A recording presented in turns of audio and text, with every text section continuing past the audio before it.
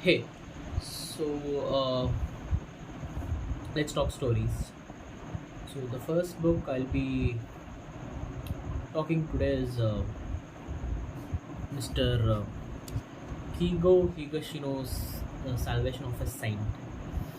So it'll be very brief talk because it's a purely narrative-based book, and I'll so like always I'll talk about the author introduction, like how uh, when was the first time that I was introduced to the author. It was, I guess, a year or so ago when I read this Devotion of Suspect X, the first novel in the Galileo series. I really loved it for I really like the detective thrillers, the whodunit, and basically basically the police procedurals. Now, when I read the Devotion of Suspect X, I was disturbed for a while because uh, it's a fantastic narrative. It's a fantastic thriller, and everything about it is it's really good. But what was pulling the deep down in my heart was uh, like should the I mean how do I put it? I would have liked if the novel ended when by cracking the crime, but still not sending the suspect X to the prison. But I would have loved that because I really liked that character to roam around the streets freely,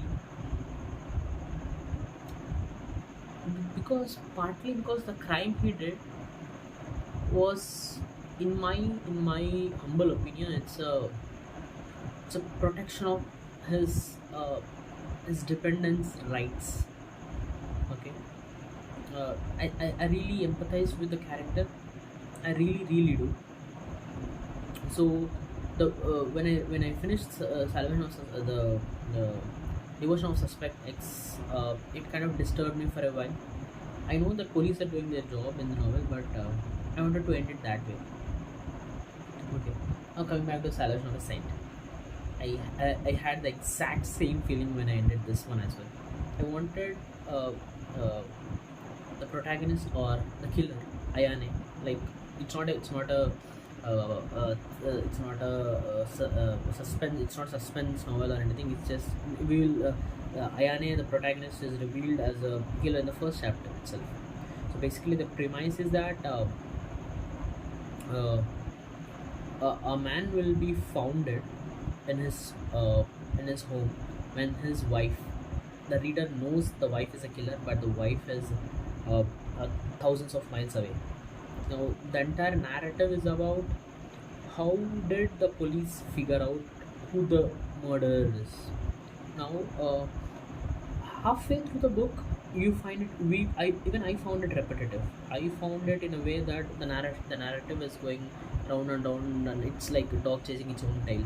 So it's going around, just around, just it's doing its rounds. It's not moving forward, it's just circling around. Now halfway through the book, the writer starts giving hints about a possible pivot to the narrative, where the story starts exploring the an ex-girlfriend of the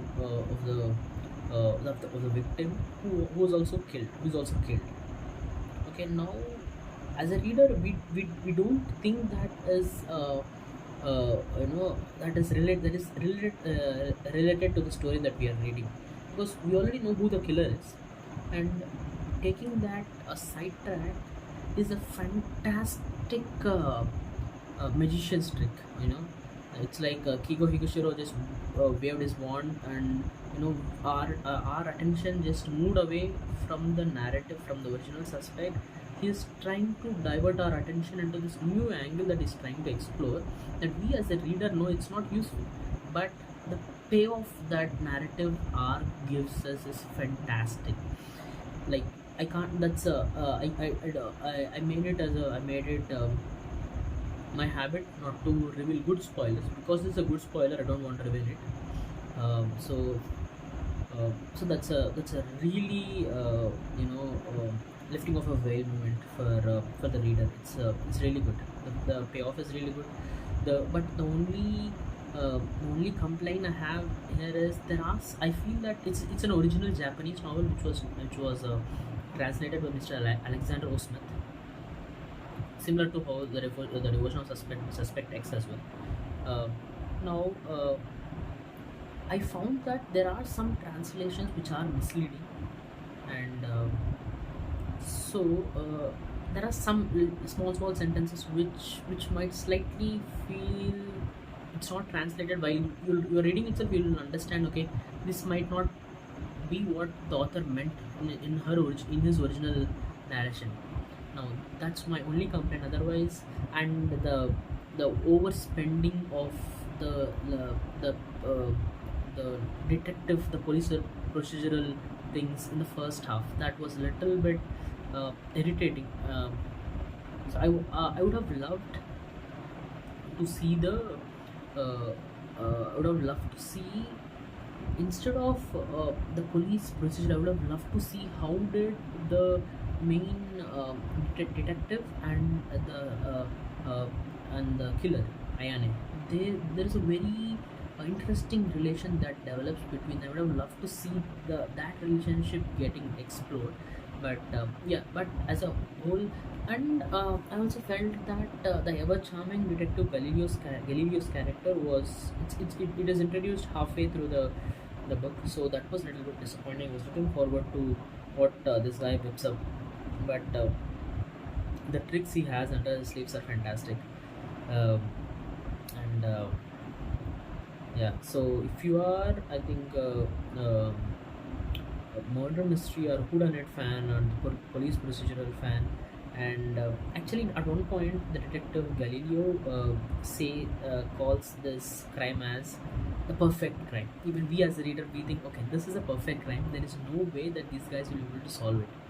Right now, there is one little weak thread that the protagonist Ayane leaves, and because the detective uh, because the main detective in this case is in the back of his mind, he knows that there's something. It's in a granular in his granular conscience. He knows that there is something very at like 0.01%. There is something fishy with this woman when he first meets her, right? Now that police instinct led him to do one decision which pays off at the end of the book. So, and the narrative, so when you read it in a so this book actually taught me the importance of weaving the narratives. If you read it in a linear format, right, this is not that great of a story. So if you read it, but because the because of the layers that writer wrote, because of the timelines that he interwove, we as a reader, we start to uh, empathize with the characters, but which where if the narrative would have been linear, we would not have empathized with those characters, right? And it's there are some instances of where a writer uh, underlines some patriarchal arrangements of a society. Japanese society are mostly those patriarchal arrangements are applicable to all the Asian cultures. There are some underlines going through the narrative. Uh, as a whole, I think it's a really good narrative. It's a really good work of fiction. It's a really good detective work of detective fiction. So I think this is one book that if an aspiring detective fiction writer should study, because there are, so you we see when like it's obviously it's a detective fiction, there is a setup and there's a payoff, right? But when the payoff happens, the we will as a reader will reminiscence through all the stuff that we read, and there are a couple of dots, there are a bunch of dots that starts connecting, and we as a reader, okay, we will feel the payoff very strongly. I think that is a it's a really good uh, structure that the writer has followed. I think yeah, I think it's a fantastic book. I think everyone should read it. I think that's it for the sorry, the Salvation of a Saint, the novel two, Detective Galileo series.